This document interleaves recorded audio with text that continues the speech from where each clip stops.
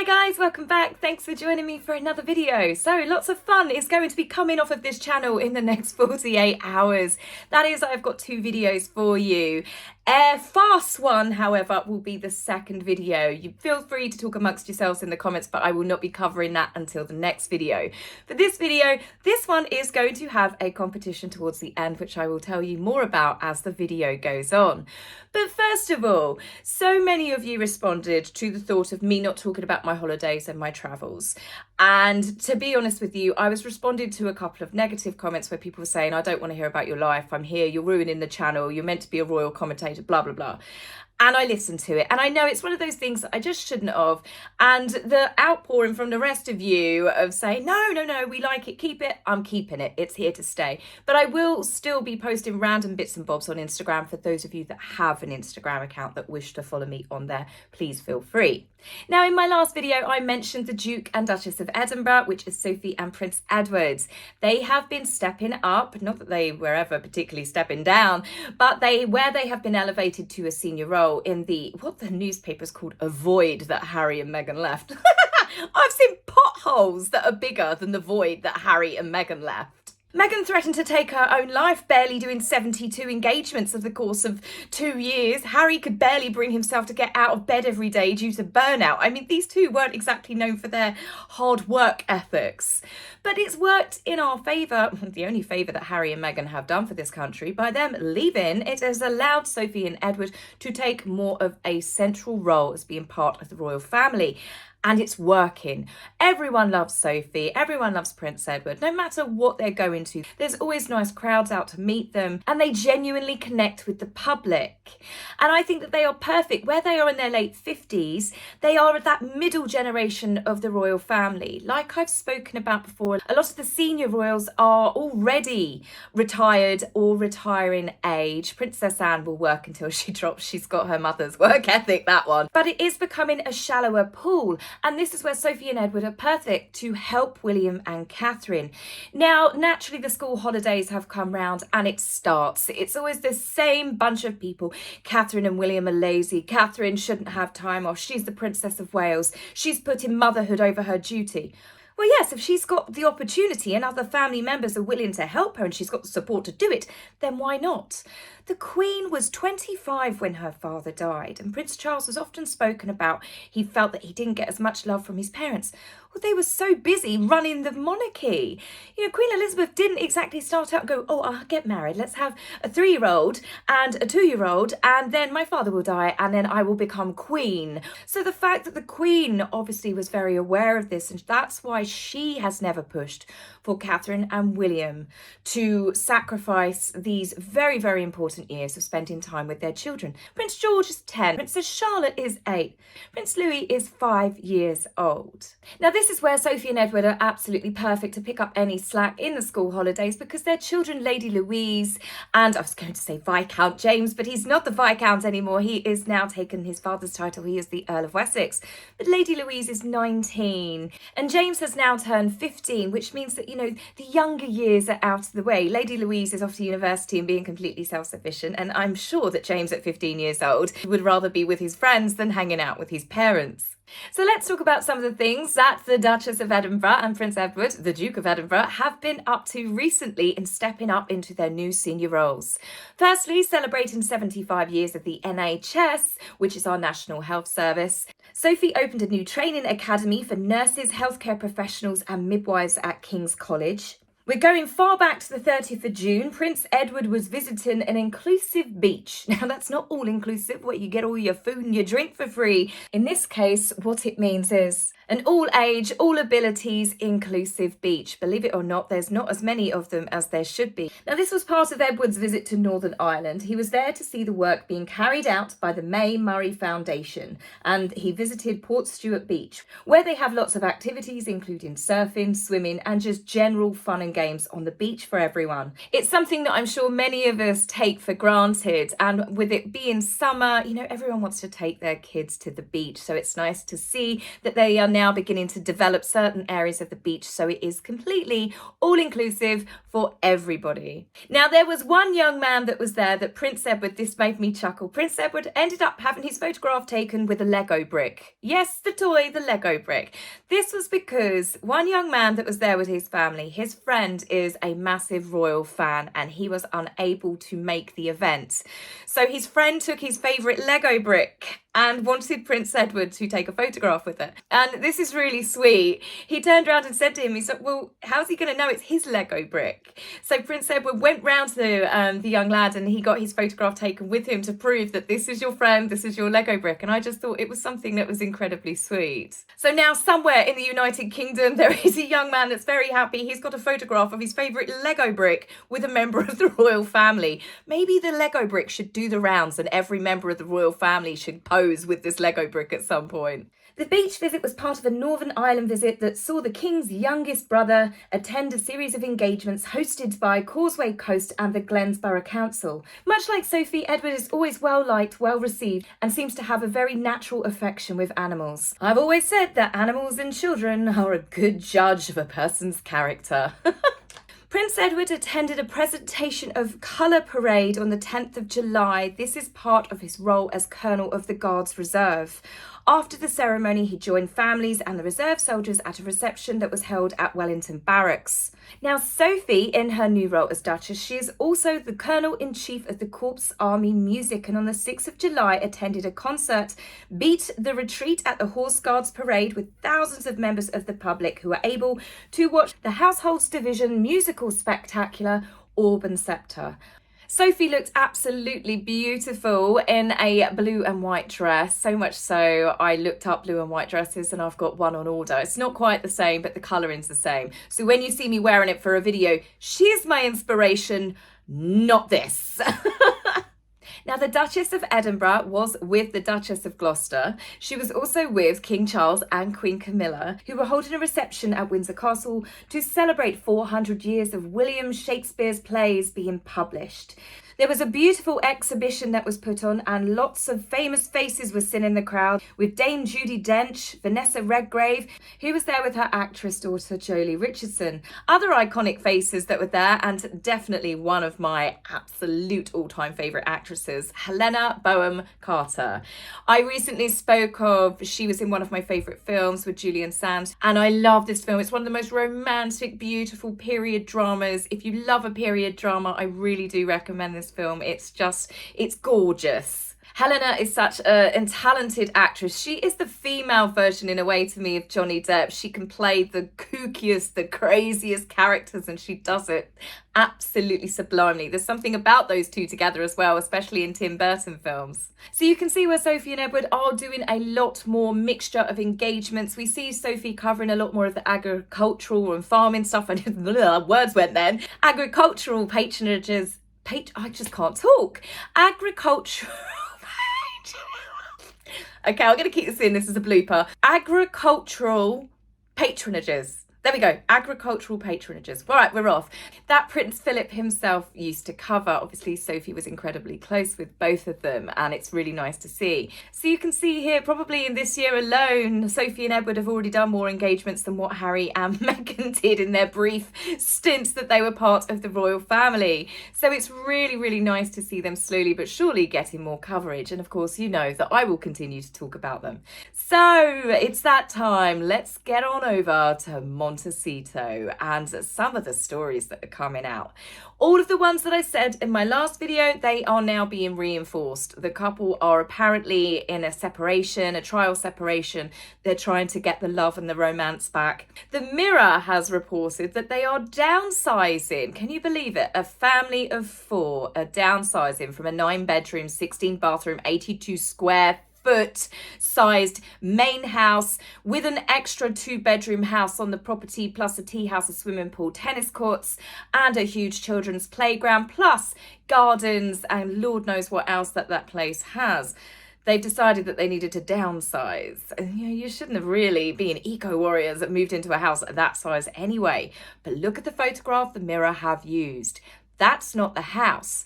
Now, funnily enough, this house was used in photographs by newspapers who took down their articles when Harry and Meghan first started saying that they were in Montecito. And I believe this might be the house that they were genuinely in. The big red rock one, when Harry and Meghan were reportedly living there, it was found out that that entire house is used as a studio. You could rent it out. People rented it out for music videos for hire. And it was still available on several websites to actually go as far to hire the house out. And this is when they were living there. There is no way that it makes sense that Harry and Meghan would move into a house that's been used by hundreds of people for music videos, that every single access point, window and door is available for you to look at on the internet. So I always believe that they used that house as smoke and mirrors. Now, another reason why I believe this, and this was a massive slip up of the couple, the original director that worked on Harry and Meghan's Netflix 6-part wine-a-thon, she quit. She fell out with the couple for their refusal to allow filming in their property, but it came out that they refused. But we have seen Netflix filming them in their home, that Red Rock home, if that is supposedly theirs. So it makes me think that they slipped up there, that is part of the studio, that room. That's why we saw Harry juggling outside, pictures of Meghan with her 40 by 40. They were using part of that house, and as they did in Netflix footage, as a studio. So I think that they have always lived somewhere else, and it's all part of a, as I said, smoke and mirrors sort of thing to fool everyone. Well, you can't fool me. Now, speaking of Netflix, no wonder they're not going to be renewing this contract. I can imagine someone's had their head roll for this as well. It works out because they signed a 5-year deal in 2020. It was a £76 million or $100 million contract to produce documentaries, feature films, educational program designed to uplift and inspire, scripted shows and docu-series. Well, we are now halfway through year 3, and the only thing that they've got out of them has been that wine-a-thon Netflix documentary. So that 100 million, all right, they may not have been paid all of it up front, but they've not exactly got a bang for their buck, as they say. Now, there was some brief hype that Netflix might be able to redeem itself with this great big financial loss. Harry and Meghan were going to win an Emmy Award. But as it turns out, they weren't even on the shortlist. And in an additional story that came out, it was said that Meghan turned down being nominated. She turned down being nominated for one. She was apparently going to be put forward for playing Rachel Zane in Suits, the main star of the show. Yes, that is meant tongue-in-cheek, but Meghan turned it down oh so graciously because she was giving up that life to marry into the royal family. So we're going to file that story under things that never happened. It looks like for Meghan, there's only one person in her family that's ever going to win an Emmy. Yes, that burn is meant, and it's a belated happy birthday to Thomas Markle, who on the 18th of July turned 79. I know Thomas sometimes watches the channel, so if you're watching Thomas, happy birthday from me and from most of the people I'd imagine on this channel as well.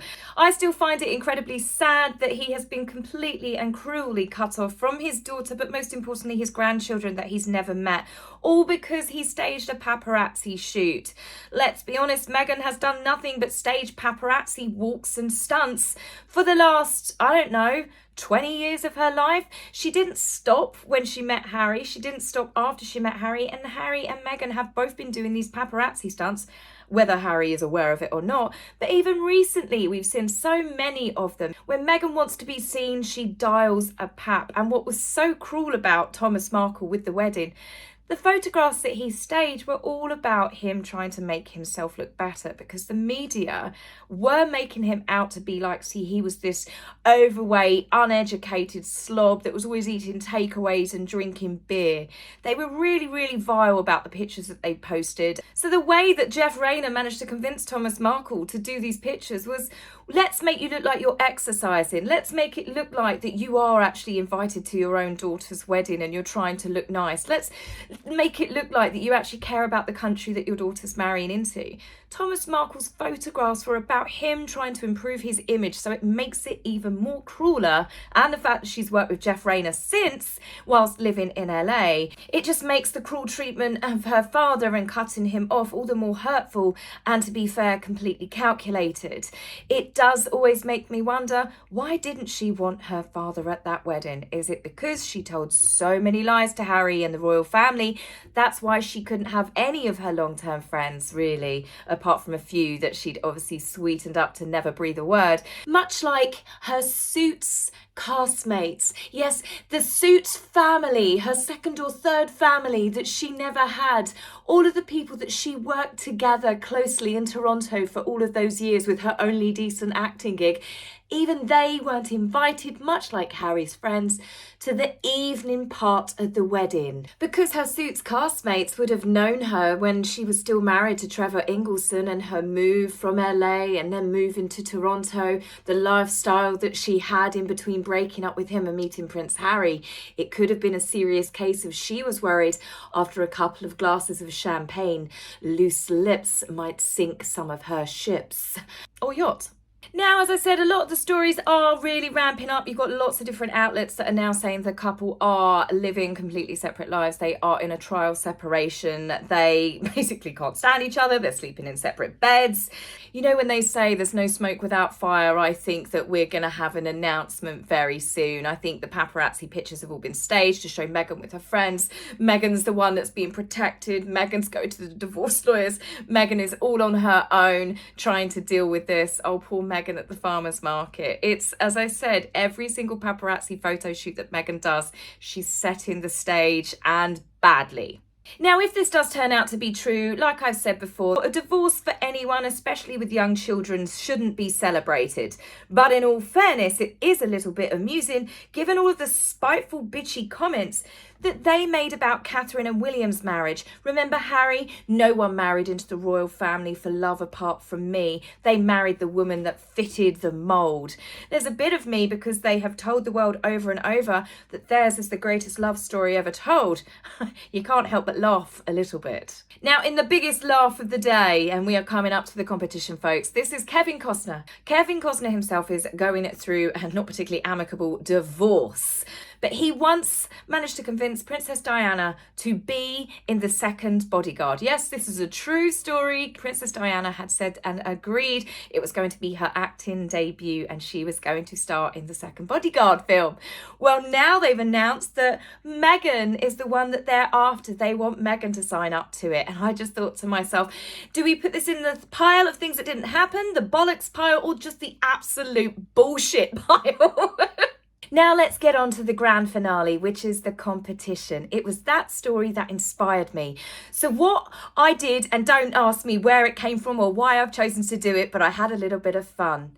What you guys have got to do, you have got to guess the number of Whitney Houston song titles I've used in a phone call, obviously a fake phone call, of Meghan breaking up with Harry. So these are all Whitney Houston songs, and these are the titles of the songs, and this is a breakup phone call, an imaginary breakup phone call between Harry and Meghan. Now, what I want you to do when you've worked it all out, just normal in the comments, put the number there. Now, on Sunday or Monday, I've got a way of searching all of the thousands of comments for a specific word or a specific number. I will do that, and I will do a little bit of a raffle. You will have one main winner, and then you will have 4 runner-ups. And they're only going to be something very, very small. And for those of you that know me and know what I like, you're going to not be so shocked when you open it up. But I just thought it could be really good fun for everyone to get involved. So, without further ado, this is Meghan's breakup phone call to Prince Harry. Hi, Harry. It's me. Look, we need to talk. I thought I have nothing without you, but I didn't know my own strength, and I want to try it on my own. Didn't we almost have it all? I looked to you and thought that you'd be all the man I need. But if I run to you, how will I know? At one moment in time, we had a higher love. You give good love, the greatest love of all. But I want to dance with somebody new because I am the queen of the night. I know it's not right, but it's okay. I know I said you could count on me, and I know I said I was saving all my love for you. Don't be so emotional. Just remember to exhale and know that I will always love you. Bye, Harry. Have fun, guys, with that, and I will see you in the comments, and I will be back with the latest video, which is Air Fast 1. See you soon. Bye.